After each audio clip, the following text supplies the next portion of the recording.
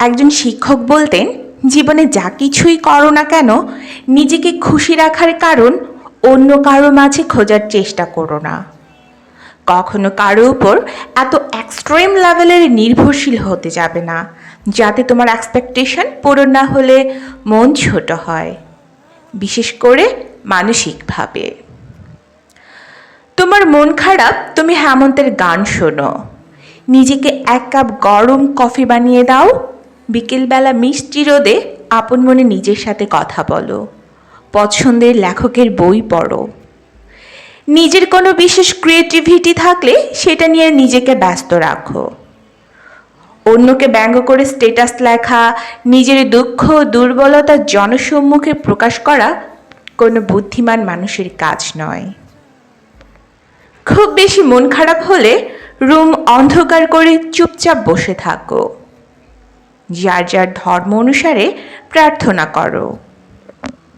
পুরনো কোনো স্মৃতি মনে করো, হাসো কাঁদো যাই করো, নিজের সাথে নিজের এমন একটা সুন্দর সম্পর্ক তৈরি করো যাতে নিজের মন খারাপের দিনগুলোতে একটা কাঁধের প্রয়োজন না হয়। যদি কোনো কাজে সফল হও, নিজেকে ট্রিট দাও। যদি অকৃতকার্য হও, নিজের সাথে অভিমান করো, নিজের সাথে প্রতিজ্ঞাবদ্ধ হও। তবে অন্য কারো চোখে নিজের পারফেকশন খোঁজার চেষ্টাও করো না।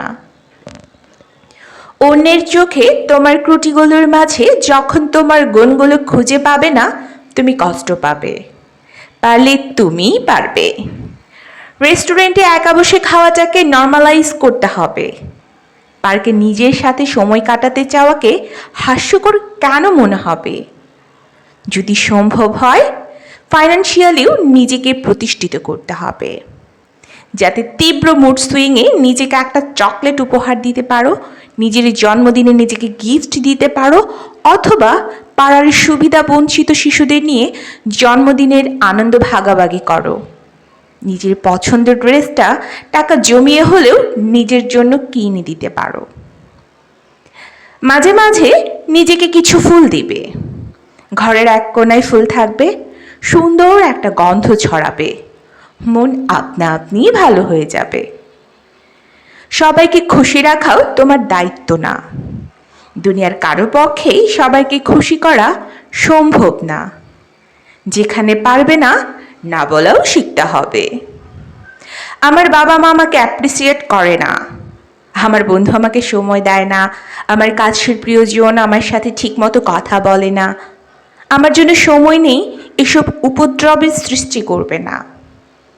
আমাদের ভাষায় যেটা অ্যাটেনশন, অন্যের জন্য এই চাওয়াগুলো অযথা টেনশন মাত্র। কারণ নিজেকে অন্যের বিরক্তির কারণ বানাবে। একটা সুন্দর ব্যক্তিত্ব থাকার জন্য খুব কঠিন হওয়ার দরকার নেই। শুধু নিজেকে অতটুকু ভালোবাসলেই হবে যাতে অন্যের চোখে নিজের জন্য ভালোবাসা খোঁজার প্রয়োজন না হয়। বর্তমান এই চতুর্থ শিল্প বিপ্লবের যুগে মানুষের মন প্লাস্টিকের মতোই, কখন জানি রূপ বদলায়, কারণে বদলায়, অকারণে বদলায়।